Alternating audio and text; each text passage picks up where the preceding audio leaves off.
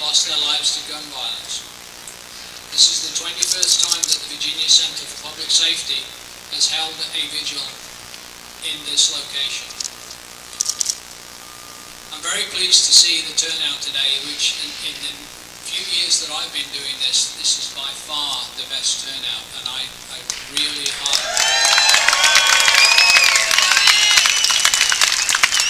I believe the tide is turning.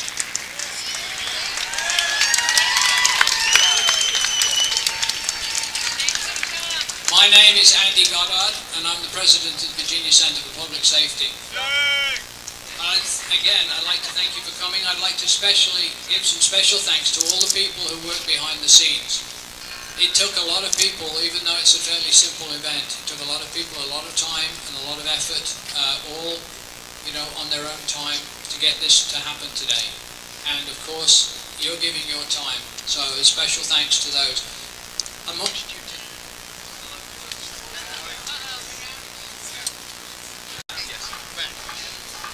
people standing amongst you today, there are people who've been here for every one of those 21 years, and I give special thanks to them. And a special thanks also to all the young people who are here today.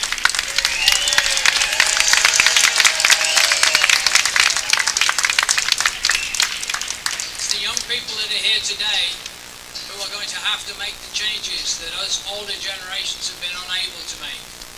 It's our job in the older generations is to guide them as to what they need to do and to support them, because the world will be theirs, and we have not left it in a very good shape. I'd like to tell you the purpose of the event. The purpose of the event, of course, is to commemorate all of the Virginians who've died in the past 12 months from gunfire. That includes suicides and homicides and accidents. Those of you who were here last year, and some of you will remember that I talked to you about the numbers of those people. The numbers. I'm sorry. Wait a minute, Andy. Don't like it. I know. Talked about this. No, they talked about 858 Virginians who died during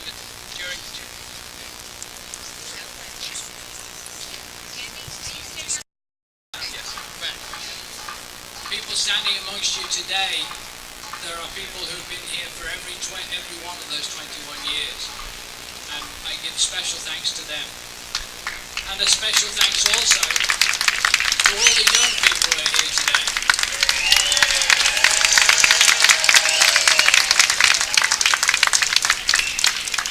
It's the young people that are here today who are going to have to make the changes that us older generations have been unable to make.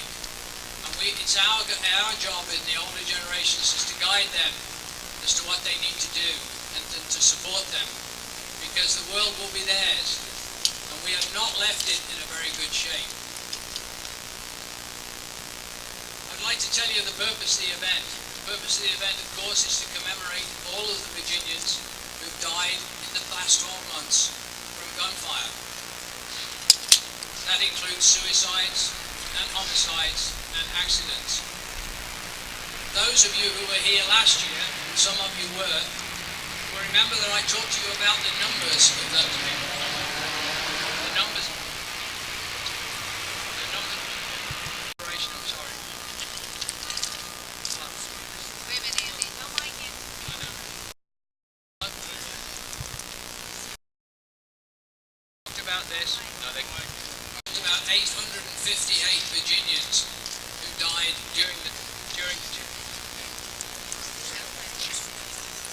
Virginians died in 2011. That was 242 from homicide, 7 from accidents, and 609 from suicides, which is not acceptable. We now have the figures for 2012, and there is good news. We've had 10 less homicides. We've had 27 less suicides. We've had 1 more accident.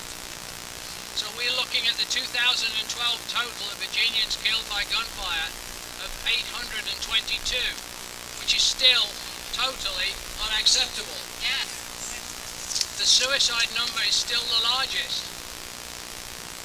And when we're talking about suicides, we're talking about a large number of our veterans.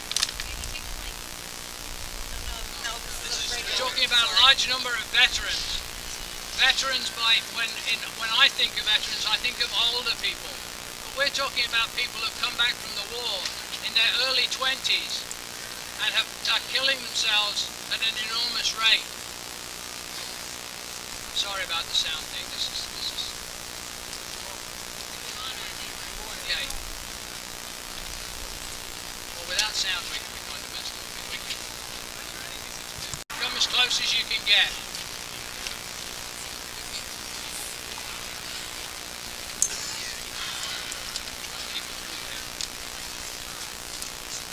So the purpose of the event today is to talk about and to honour and commemorate those 822. And if you look around, you'll see red paper hearts. In total, we have 822 of those red paper hearts, each one commemorating a Virginian who died in 2012. Obviously, we choose Martin Luther King Day because he was such a champion of peaceful change. And we are also looking for peaceful change. So we do this in his honour and in honour of those who were killed. And now, to begin our programme, I would like to introduce someone who has worked diligently for many years as a senator on the issue of gun violence prevention. A great friend to our cause, and someone who in his recent campaign did not shy away from talking about this subject as many politicians have in the past. I'd like to introduce you today to our new Attorney General, Mark Herring.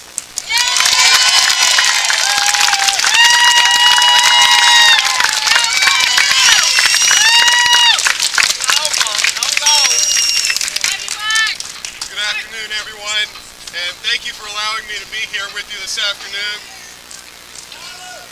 As we remember our fellow Virginians who have been taken from us by gun violence, and to show our support for the families who must carry on without them. We gather on a day that has been set aside to honor the work of a great man whose extraordinary life was senselessly ended by gunfire, despite his own steadfast commitment to nonviolence. Dr. King believed that our nation could only fulfill its highest promises when the same rights and opportunities were available to all its people. And in speaking after the assassination of Dr. King, then Senator Robert Kennedy said that violence of this kind was not the concern of any one race. The victims of violence are black and white, rich and poor, young and old, famous and unknown.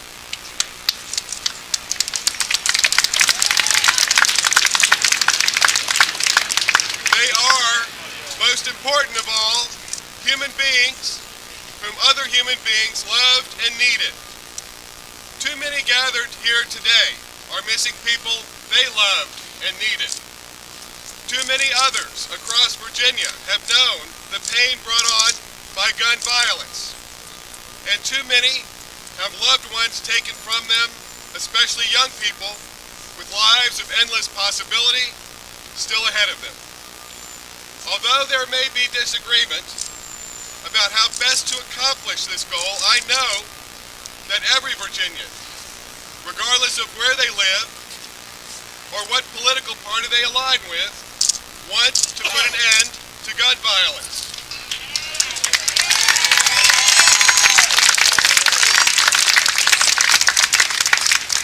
No single change will eliminate gun violence, but that cannot and should not be an excuse for inaction.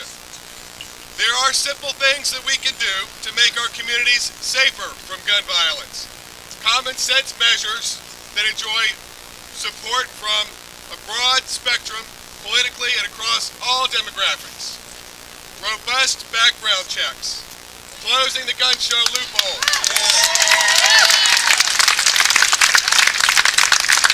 And making sure that dangerously mentally ill do not have access to guns.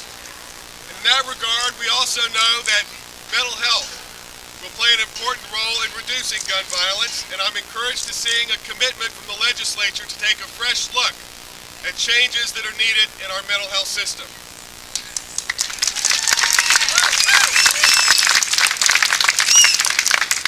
As the Attorney General of Virginia, it is my job to support and defend the constitutions of the United States and of Virginia, and to ensure the laws of the state are used to keep Virginians safe and protect their interests. And I intend to vigorously enforce current laws which help combat gun violence.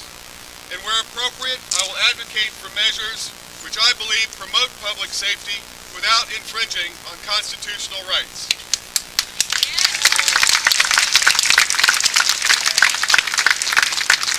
There is common ground to be found here, and it is my hope that we will have the courage to move toward it.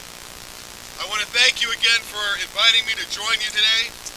I offer my condolences to those who have lost loved ones, and hope you'll take some comfort in knowing that all those assembled here, as well as thousands across Virginia, stand with you.